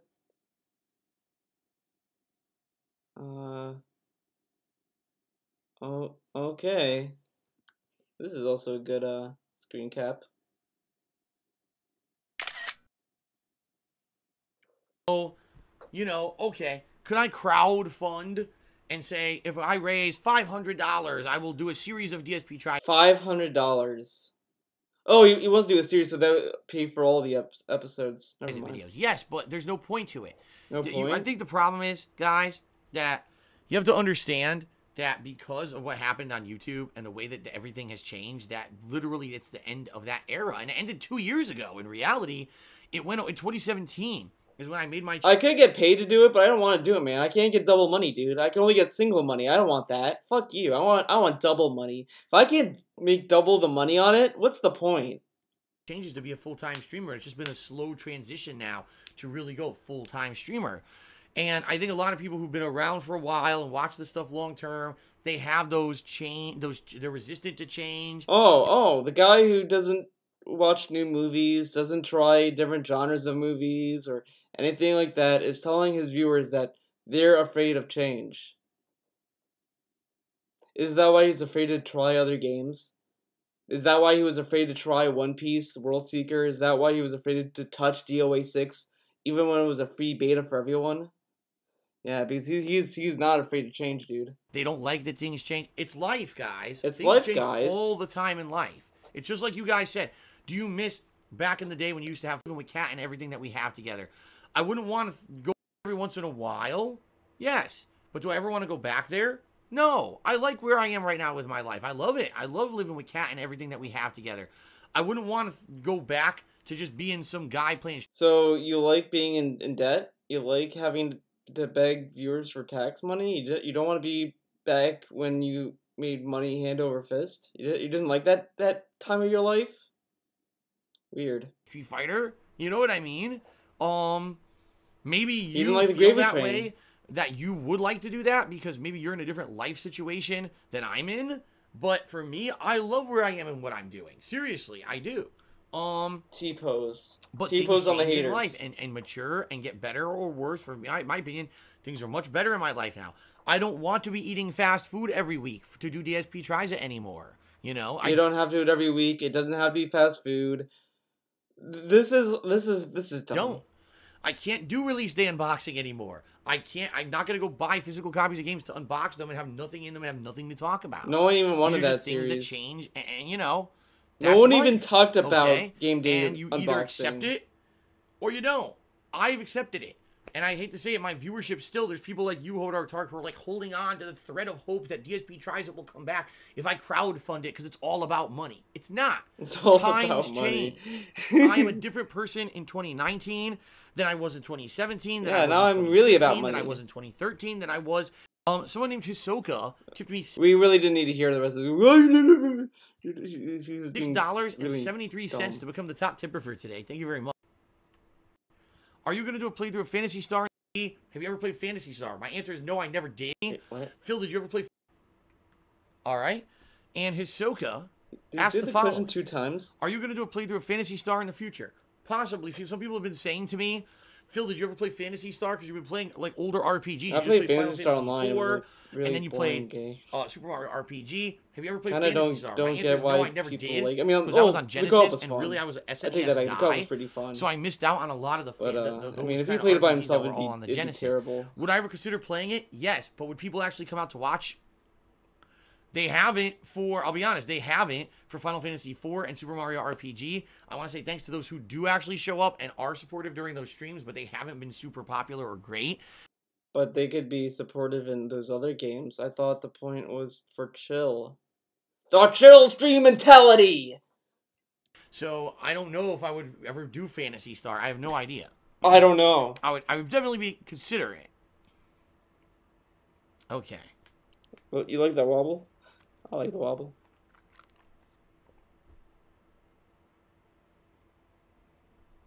All right. Anyone else have any questions before we adjourn today? Anybody?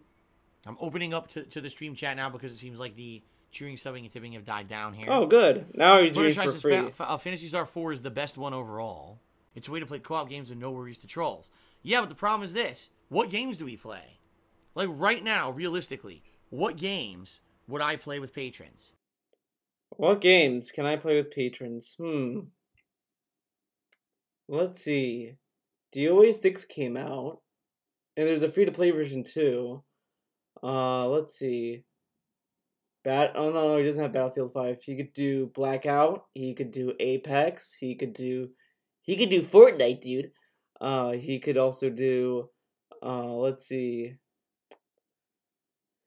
He could do Mortal Kombat 11 when that comes out. Not gonna do it though. He's gonna play that game for like 2 weeks and then drop it.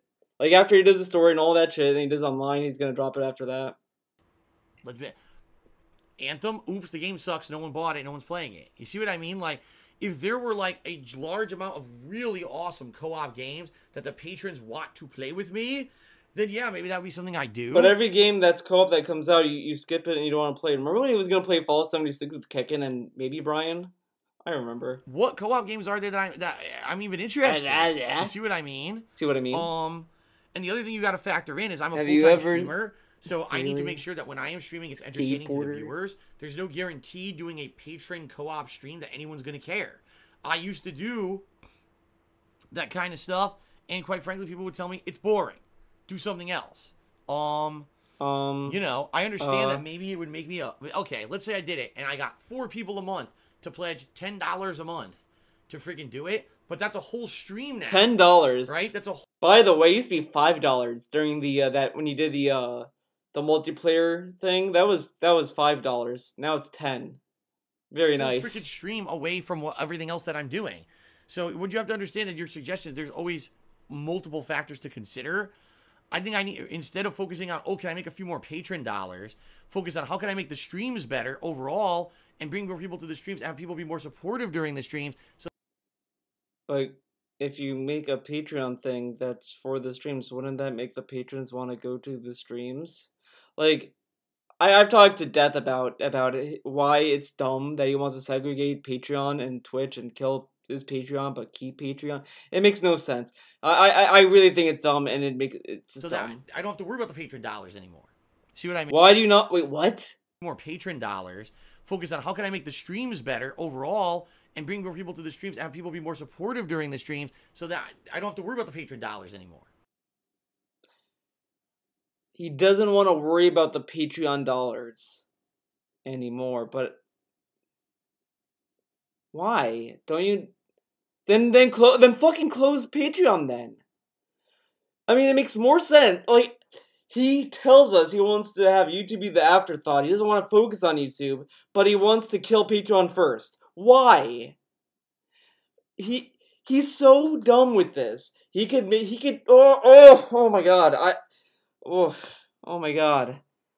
Why? What did Patreon do to you, Dark? Come on. By the way, he made like $1,000 on Patreon per month. Think about that. Think about that for a second. And put it in context what he wants for his birthday stream that he's doing right now that I'm not watching. He wants 5K. He could have made the 5K by now if he focused on Patreon. I mean, technically he kind of has that now. He makes $500 a month. I mean, you could do the math. I kind of... I get it. He wants to not think about the Patreon dollars, so he keeps the $500 coming per month. And if he doesn't have to talk about it and think about it, we don't think about it. So we forget that he's getting $500 extra per month on top of everything else. It makes so much sense. Think about that. He tells us that the tips go to bills, YouTube ad revenue, cheers, and all this stuff, but he never mentions about the Patreon dollar dues. Where does that money go? That's what I want to know. Where does the Patreon money go? He might meme us out again, saying it goes to the bills, but like that honestly throws a wrench into the narrative of him overdrafting his bank account that people are so dumb they don't think about. Not you guys who watch my videos. You guys are smart. You guys have brains, but the people who watch DSP and fall for the overdrafting meme. Where does the Patreon money go? All to bills? I thought tips go to bills.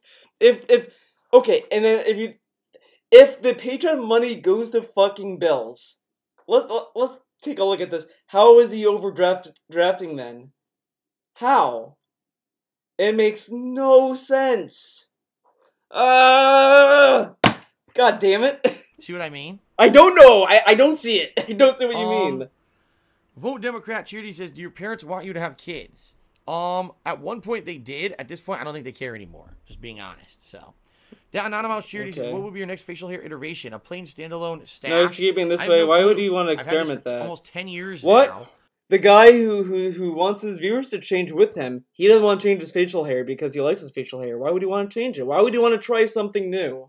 That's dumb. Trying something new is stupid, but you guys need to change and understand the changes that I'm making, and you have to be on board with that. But I am not changing my facial hair because I like my facial hair, and I'm not changing it, okay? Okay? And I've quite enjoyed it. I have no idea how I'll variate next, if I will. You won't. He kept that stupid goatee for years.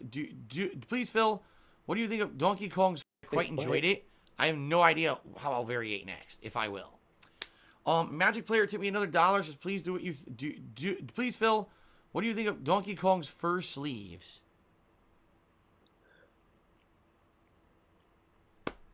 I don't even know what's going on anymore. I don't know what's going on, man. It's a $1 tip. So he's a true gamer. That's because. I mean, I know what he's talking about when he talks about first dates. K3W2N, who subscribed for 4 months and asked, have I ever skateboarded? No, never. Never skateboarded once. Never owned a skateboard. DJ Runo cheered. He said, at the start, I mentioned a combo of chill streams and Ask the King.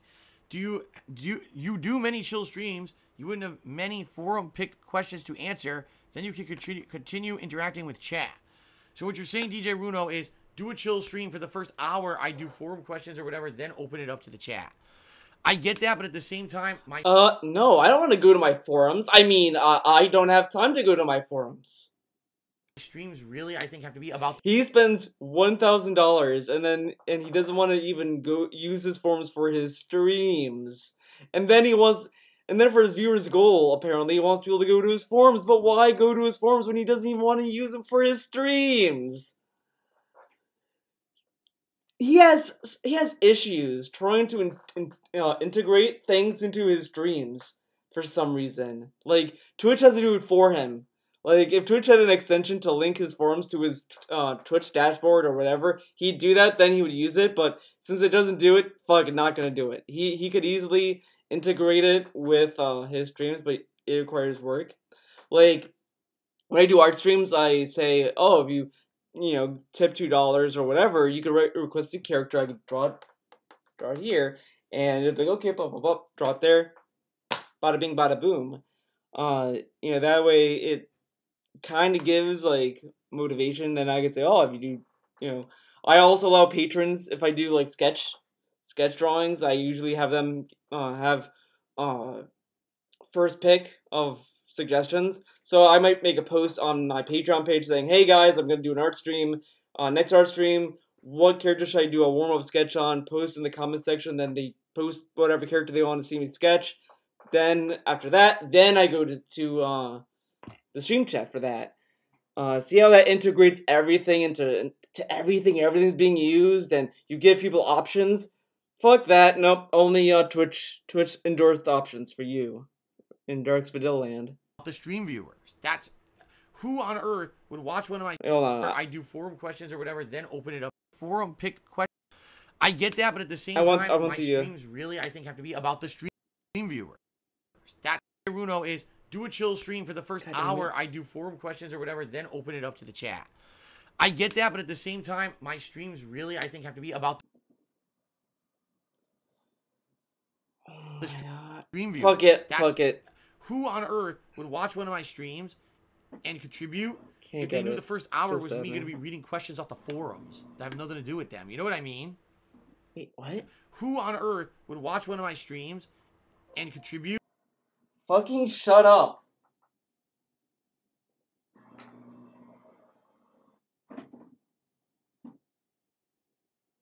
Oh my god, to the moon for that thing. If they knew the first hour was me going to be reading questions off the forum. Then why would they watch Ask the King then? Why is he doing Ask the King if his viewers don't care about them, but aren't they your fans? I mean, and see this? See how dumb this is? This literally segregates his fan base for no fucking reason. That's like me being like, guys, my Twitch viewers say, they like me more and they want to support me more on Twitch, so I'm gonna not do YouTube videos anymore. Fuck you guys. You guys are dumb. Fuck you. I'm gonna be on Twitch now. And then I go on Twitch. Guys, my YouTube viewers want my videos, and you guys are, really demanding on how long I stream. I need to please them too, And it's like needless. Like, why? Why is he like? Because like, think about this. You go to his forums and he says, "Well, why would anyone care about the forums?" And you're like, "What the fuck, man? I watch your streams and I go to the forums. The stream viewers don't care about my question. Wow, fuck them." Like, why does he segregate them so often? It makes no sense. It makes no sense why he's so stupid with his fucking things, and then don't renew the forums. Kill your forums then. I have nothing to do with them. You know what I mean? This is so dumb.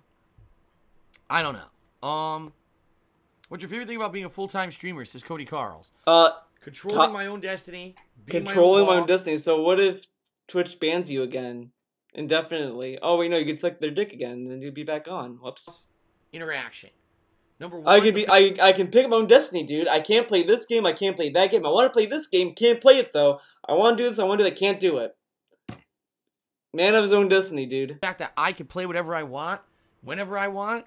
Number two. What I want, whenever I want. Hey Phil, are you gonna play this game? I want to play it, but I don't know if it'll make me money, man. I can't play it, man. Can't do it. Can't do it. This might get me in trouble. Can't do it. The fact that I don't answer to anyone, as long as I'm not violating terms of service of a website, I could basically do whatever I want. You can't tell me that I did something, not up to snuff or whatever. And the fact that I get to interact with a bunch of you awesome people every single day, and we have fun. Awesome people. Except for those people on the forums, on the fucking shitty-ass forums. Except for them. I like talking to you guys. You guys are amazing. Not the forum people. They don't even come to my streams, dude. You can't believe that? Sound good? Thank you. And everything during games. I get to share those experiences with I get to make money. That's a really awesome thing. Very different from when I did the offline videos on YouTube. There were positives to those as well, but I love the interactive streaming much better than just doing videos for YouTube. Yeah, that's why he sounds so okay. Break the glass. Then 100-bit cheers says GTA 5 roleplay is the biggest thing on Twitch now. Have you ever thought about trying it? No. No. The Quiet Man donated $2.27 and says, "Why you no play me?" The Quiet Man really wants me to play. The Quiet Man literally paid for the game at this point. It's now become a game with its own consciousness, tipping me during streams and asking me to play it. No. There you go. I like how he explains the meme to us. Are you gonna explain to us the meme about the guy who tipped under Need for Speed Payback devs? Are you gonna explain that joke too? Remember when they used to tip? Remember Afghanistan? Remember all your mothers? Remember my uncle Pat Pitt, whatever that guy was? Remember him? Look at... Eternal Hip Hop says, quick question, do you prefer the katana or the Roman gladius? I've never held either. There was a time when I did use do I play any games off stream or in my own time? Ask Code Castiel. Very rarely these days. I can't have fun now. It's my job. Very rarely. There was a time when I did used to play stuff off stream, and I actually used to play like tons of mobile games. I've even cut down on all of that because most of the mobile games at this point have become pay to play. So wait, free games on the phone is pay to play? I very much don't do gaming that much. That's odd. Most of the time, it's just me hanging out with Kat and watching some television or something. The little time that we get together, that's what I do. The little time every day I get to do this, dude. Very little time every day. And the one day off a week. Every month. Oh my god. Magic Player tipped me another $1 and says, in the Donkey Kong promo art, he's got fur on his arms, but it looks like he's got sleeves. Kind of weird. I have no idea what you're talking about. None. Zero. I don't know what you're talking about, except when you explained it to me. But he's a gamer, dude, that grew up in the 80s. He definitely knows what that means. That Anonymous cheered and said, will we have a WWE 2K20 playthrough later this year? I don't know. I'll be honest, every year I play... How this is pertinent to anything. That Anonymous cheered and said, will we have a WWE 2K20 playthrough... Anonymous, you have to buy it for him, okay? You did it last year, you do it again, okay? I don't know why you think that he's gonna buy it, dumbass. Fucking dumb bitch. Later this year, I don't know. I'll be honest, every year I play this game and every year it's disappointing. Last year was no different. I did play the campaign mode from start to finish last year, but it wasn't amazingly good. It was just, I'd say, passable. And Anonymous, if you want to be very happy with the fucking game, if you want him to be like this, you gotta buy the deluxe edition. You buy the standard edition, he's gonna be okay, whatever with it. But if you want to be super mega forced positivity and annoying and obnoxious, get him the deluxe edition. He likes it more, and he'll play it for whatever, and then never play it again. And you got your money's worth, not even. It wasn't awful like usual, but it was just kind of passable. So I don't know. If people want to see it and someone donates it or something, maybe, but I don't know if I'm gonna drop money on it. Hinton and not a bitch. Pay for the game, dumbass. Coral guy says, fun fact about me, I used to work at Mystic Aquarium. Are you going there on your way back to Connecticut? No, I'm just staying back in the areas, you know, near my parents. You know, where my parents live, which is southwestern Connecticut. Mystic is nowhere near there, so I would not be doing that. Yeah, why go to other parts of Connecticut, this great state that has amazing places, amazing state. Reflecting God just cheered and said, you just killed undying youth, and what about mankind? I think that's a quote from something, but I don't know what. Okay. Oh, whoops. And no, DJ Runo, you cannot sleep on my couch. It's DJ Runo. Wanna suck his dick? DJ Runo, I mean, he could potentially be single. Why can't I do a cooking with the king with healthy meals? 2 reasons. Number 1, because usually I don't cook them. Usually it's Cat. Like today, Cat is going to make us a delicious Yeah, and he can't do cooking with the king with Cat because Tevin is going to be mean to her, dude, by not saying anything about her and not really doing anything. That's how it works. Chicken with a breading. Him restreaming is negative, and he eggs his trolls on. Actually, you don't know this, but when you go to his stream, Tevin actually goes into his mic and tells us, guys, coordinate Alpha Omega Ruby 127, and then his viewers go to DSP's chat and they initiate the code. They initiate the detracting, and that's what happens.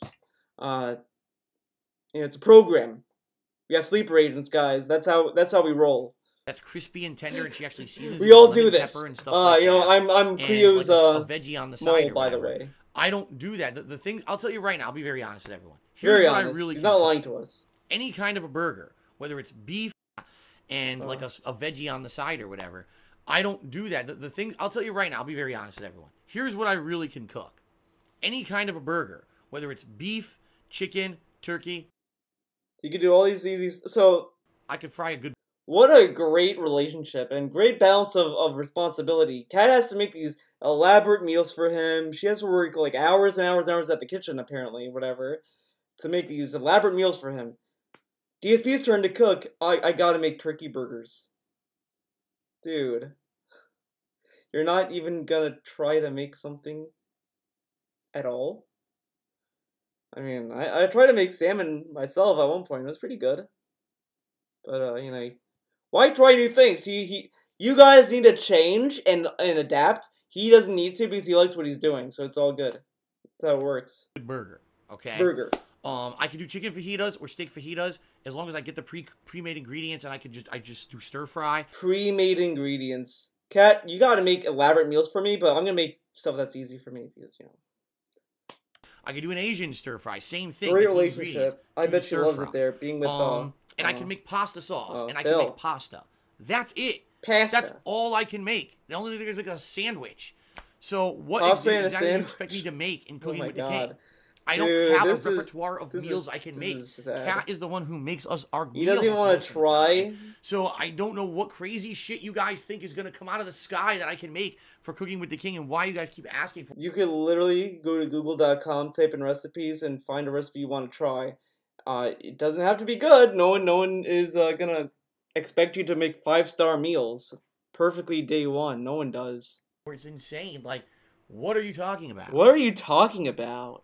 I can only make easy meals. Kat makes the hard meals because that's balanced and fair. Democrat Charity says, I got a tuna sub and mozzarella sticks. I put the mozzarella sticks on the sandwich. What are your thoughts? I like it with the tuna. Salad actually is good to me. I don't give a fuck about Dude Frozen cheer. Thank you, Dude Frozen, for the cheer. Okay. I in chat. Oh, is he gonna do the lean and ban? Is it here? Would I ever bring back my beanie on the stream? Well, here's the problem with that.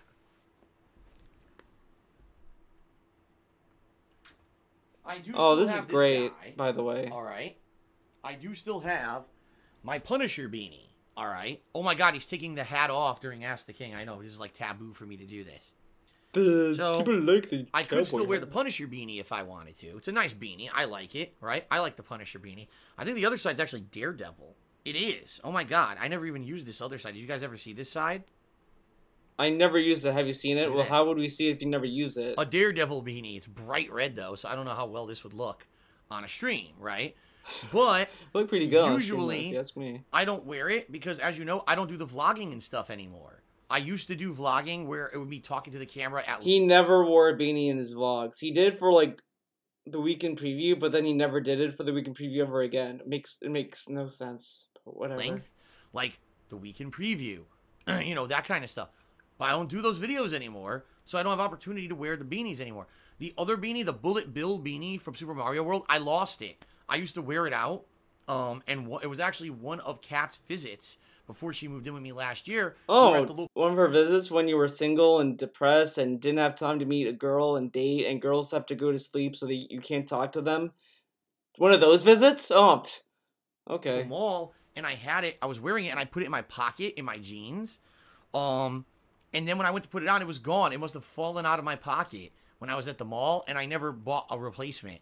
So that Bullet Bill beanie that was like synonymous with a lot of videos and things that I did over the years, it's gone. I lost it about 1.5 years ago. So there you go. There you go.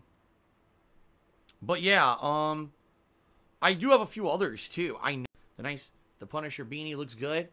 All right, now how am I gonna do this? Look at this. Well, I just blocked my headphone. I can't even hear, like... I can't even hear the thing that's not on.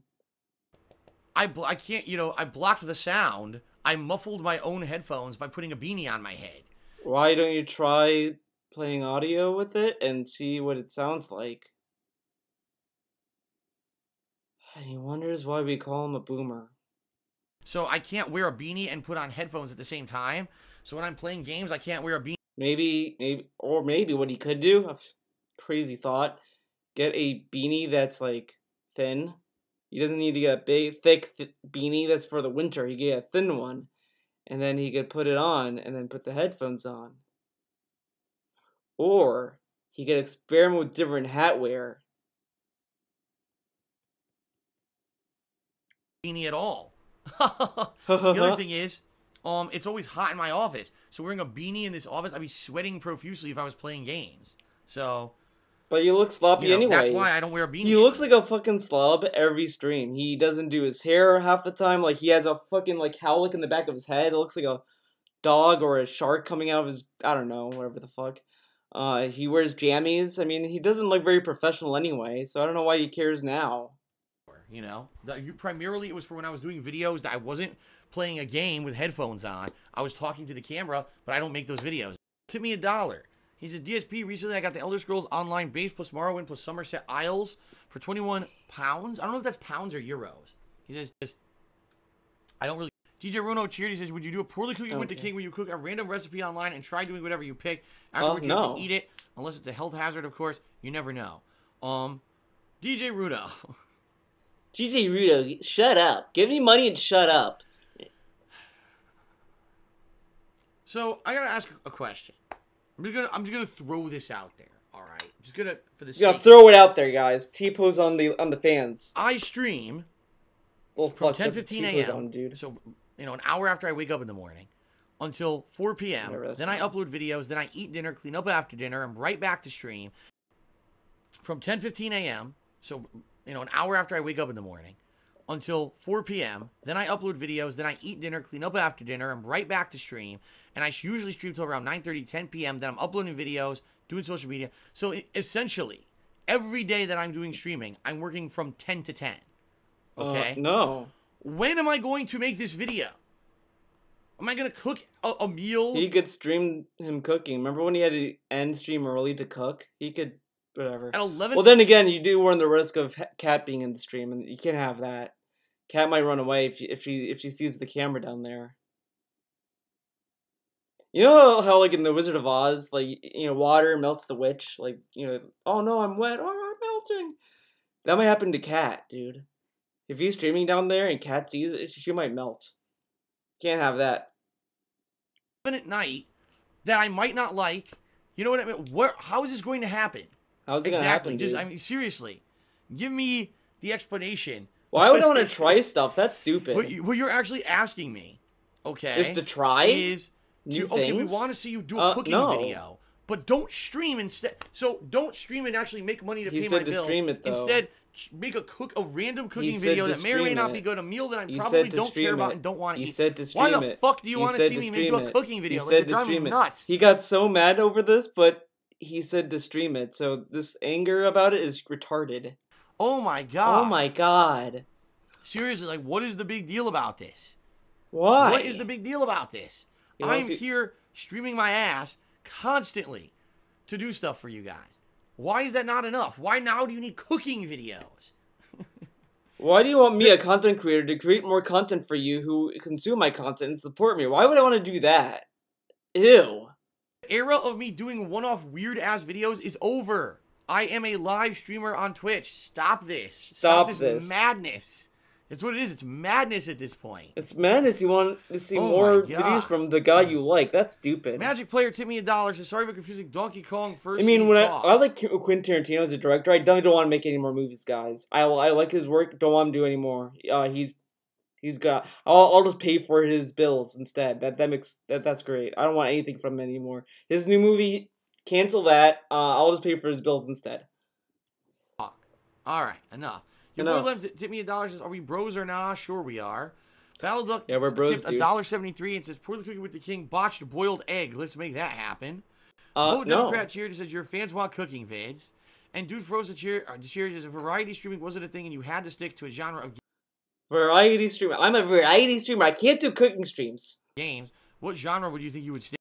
Fighting games. I don't think I can actually answer. Don't give a fuck. Okay. Okay. Huh.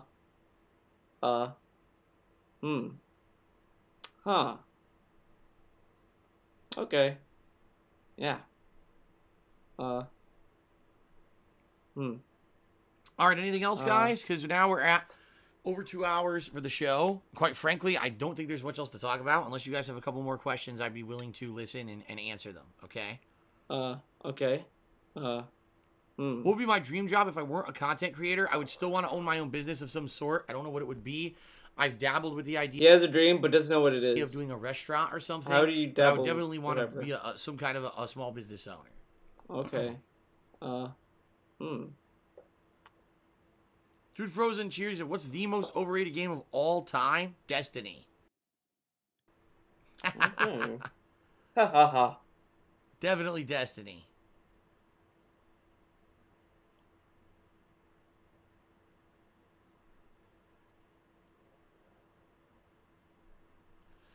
Yeah, guys, people are saying I thought you couldn't cook. I didn't say I was going to cook in the restaurant. I said I would own and operate the restaurant. I didn't say I would cook in the restaurant. Okay. Oh, that Anonymous cheers. What's the most underrated game of all time? The most underrated game of all time. A game that no one really likes, but I like? It doesn't have to be a game that everyone hates, by the way. Underrated games could be good games that no one talks about or knows. Like Gravity Rush. That's pretty underrated. Gravity Rush 2, I think, is a pretty good game. It's very underrated because it came out at a time that like Nier Automata came out and all this other stuff, and it was very charming. It had a very nice thing going for it. So I mean, I think that's pretty underrated. I don't think it gets enough respect, honestly. I mean, I think there's a good amount of people that love the game, but I don't know. I feel that's underrated. That's a tough question. That's a very tough question. Lord Academia is also underrated too. That's a good game. It's not like amazingly good, but it's pretty good. Can't even answer it. He's a real gamer, dude. Variety streamer plays all kinds of games. Doesn't know what an underrated game is. Okay. Have I done any drugs? I've explained many times. The only drug I've ever done is smoked weed. That's it. Smoke weed every day. Bilbo, thank you for the $1 tip, but medical things are off limits, and I'm certainly not going to talk about them. publicly on a stream. Only when he can make money off going it. to the doctors and shit. I'm not talking. He can only talk about medical stuff if he needs money. Other than that, no.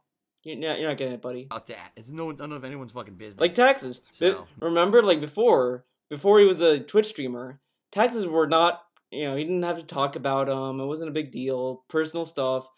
But now it's our business because he has to make money, dude. No. Yeah. Yeah.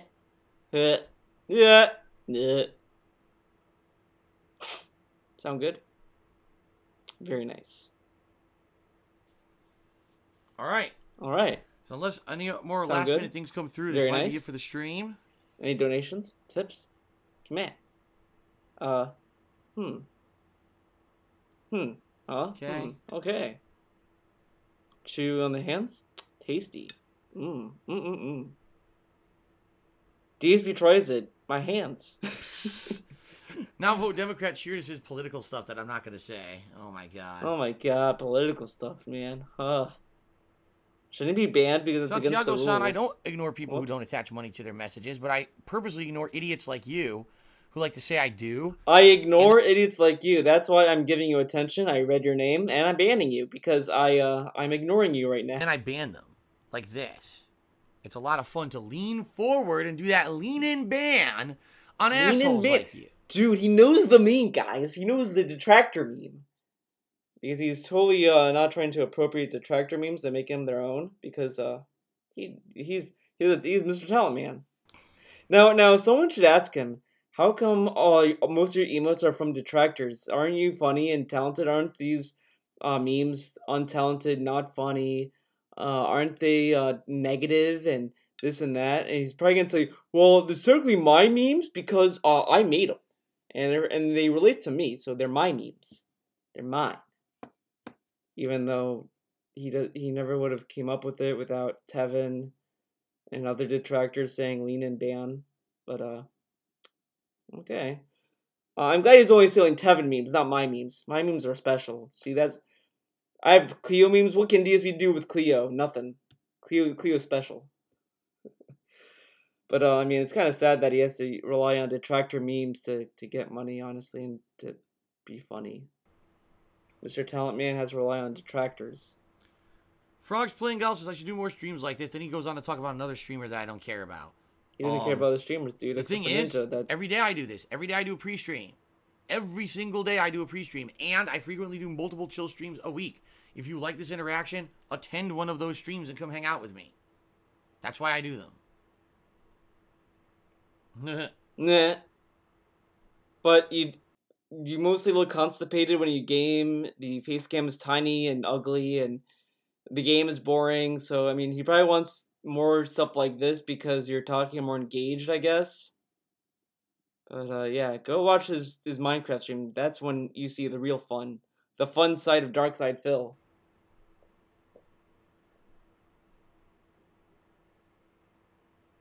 Right. Every day is Ask the King. Literally every day is Ask the King now. It used to be you couldn't ask me anything during a playthrough because it was offline recording and I only talked about the game. Every day is Ask the King. That's the difference now. So. Everybody's asking the King. Okay, so if he's playing a game, just ask him, hey, Phil, are you going to do this? I can't talk about that right now. I'm playing a game. This is not on topic. I'm not gonna address it, but thanks for the cheer. I really appreciate it. But every day's Ask the King, dude. Battle Duck 9000 to be $2. Hey, one last question. Can I ask a question? No. Thank you, Battle Duck, for the tip. I appreciate that. Thank you, Battle Duck. Joking. I'm glad you told us he's joking. I'm glad you told us that. Oh, we got one final cheer from Dude Frozen. He says, I know you're a fan of horror movies. What's your favorite horror movie of all time? Favorite horror movie? 80s movies. Don't really have one. I like the slasher movies from the 80s, like Nightmare on Elm Street, Friday the 13th. I also like some of the more psychological horror movies. But also the Japanese horror movies, like The Ring, so I don't really have Which The Ring? And Hand Celebratory Cheer. He says, Cowboy hat has a good look for you. Do you ever wear it out? No, I never wear this out of the house. Only for Ask the King. I wonder why. Alright, guys, so. I wonder why he doesn't wear it out. Oh, by the way, Mr. Papavera just cheered and says, I love the pre-streams, actually. I know, a lot of people do. A lot of people like the pre-streams because it's that daily dose of what's going on with me, my schedule update, me talking with you. It's a good segment of every show. That's why I upload it. Don't need to exist anymore. I've already put up on my forums on thekingofhate.com a thread for doing the show. But if not, there's not a lot going on this show. You didn't like it that much. Obviously, if I didn't include it, I didn't like it as much as the other top 10 games. That simple. Here's in 2010, you played God of War 3. You seem to like it a lot. Never included your top 20 best games of 2010. Did you forget? Okay, guys. Alright, I think that's pretty much it. Thanks for watching Endure the King Part 2, the final part. I will see you guys next time.